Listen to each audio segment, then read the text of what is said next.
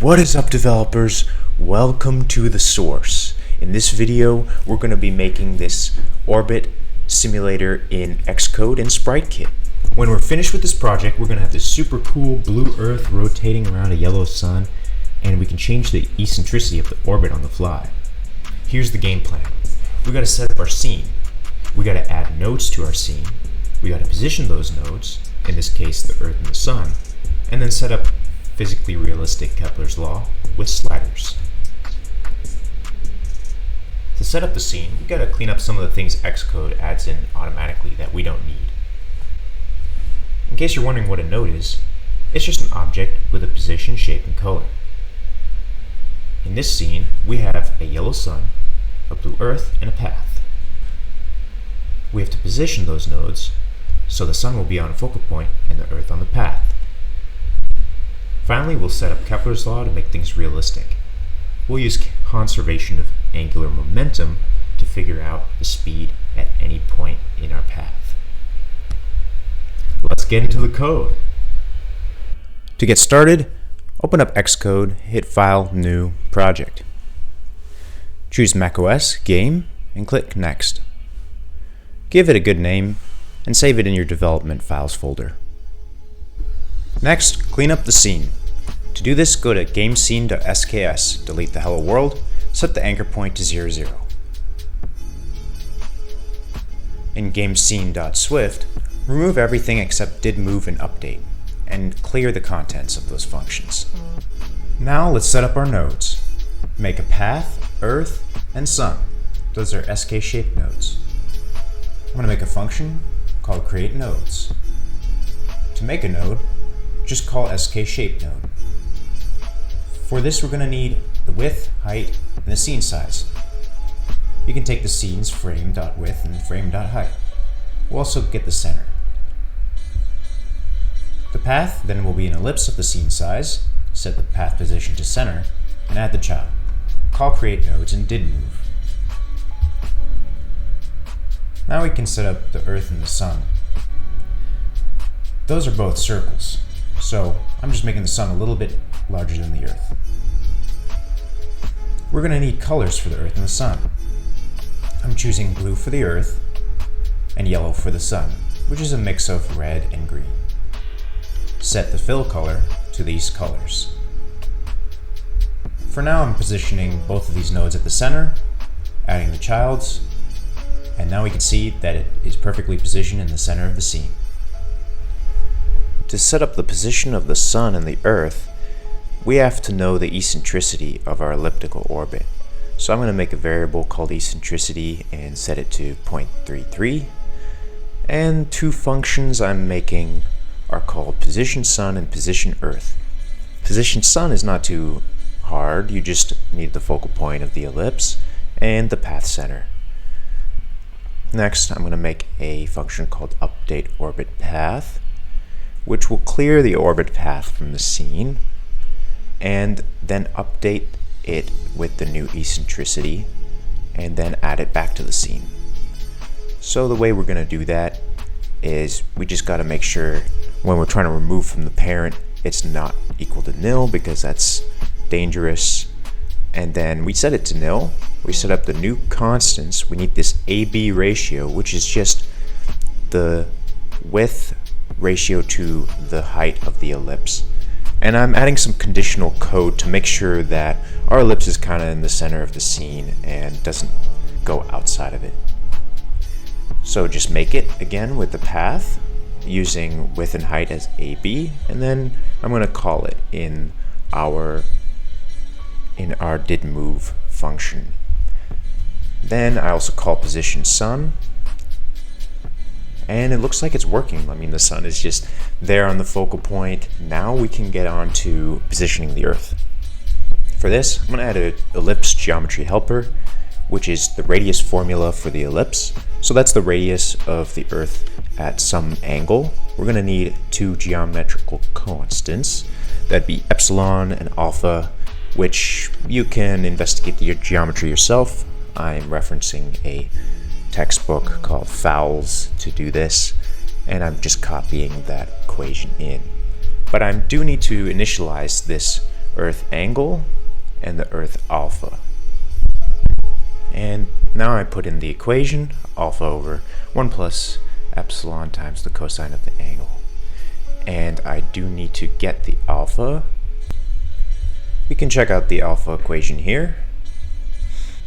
And so I'm just copying that code here. And for A, I'm making sure to use that ellipse width over 2.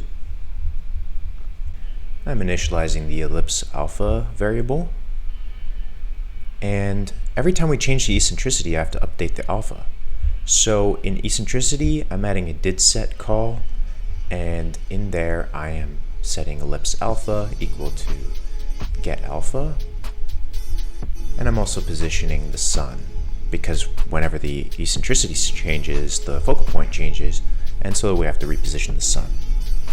So for position Earth, right now I need the sun center, I need the new radius, and then I just use cosine and sine to get the new x position and the y position offset.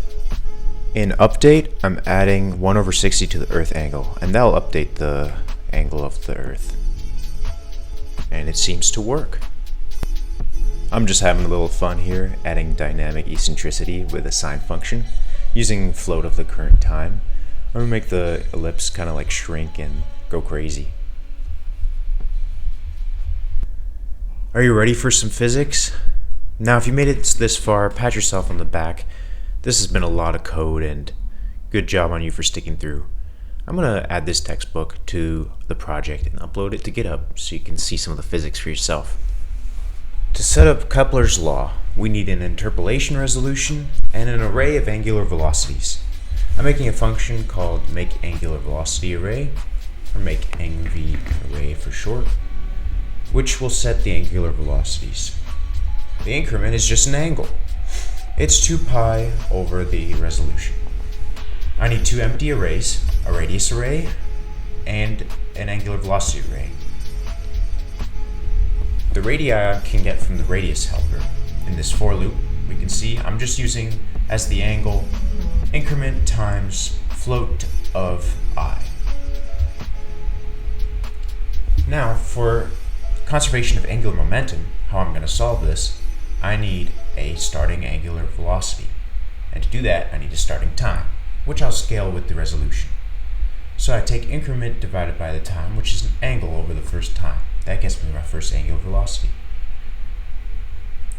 I need the mass of the planet for the moment of inertia. The moment of inertia is the radius squared times the mass. The planet is approximated as a point mass. So, moment of inertia L, that angular velocity times the moment of inertia, is conserved everywhere. And I can use that property to say that this L that I just found for the first angular velocity is equal to the angular velocity at any point in our ellipse times the moment of inertia. So then I just use a division, and then I get the angular velocity wherever I need. Next, I'm setting up a helper to get this angular velocity.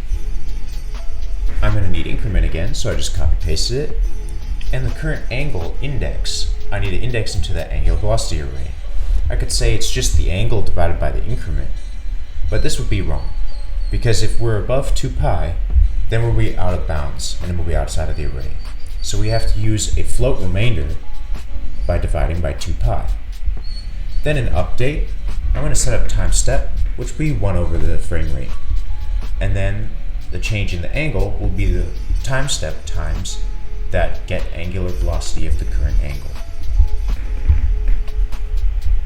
Now we can see there's something going on that isn't quite right. It was like rotating, but not speeding up the way we see it in this video that I found. I'll put a link in the description.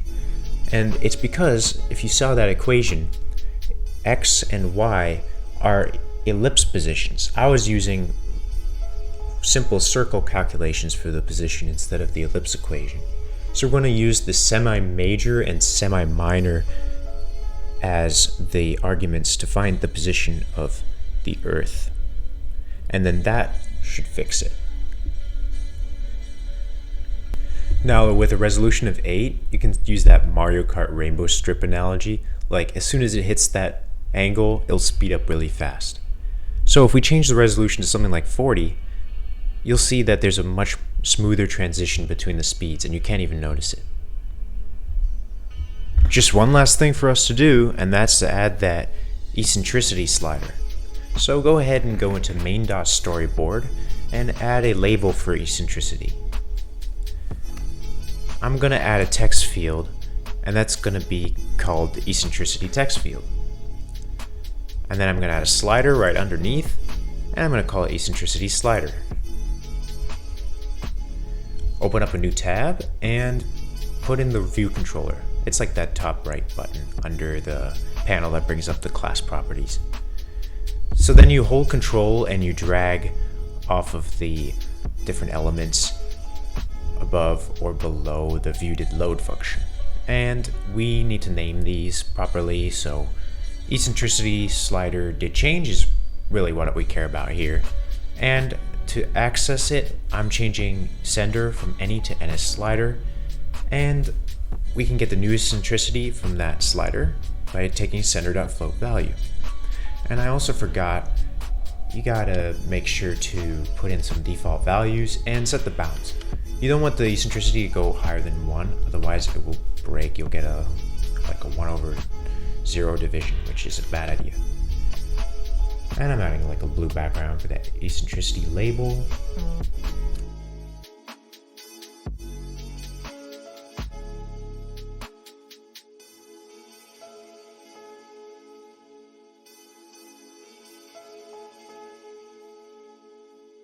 And that's it. Hope you enjoyed that output and that you got this far. That's awesome.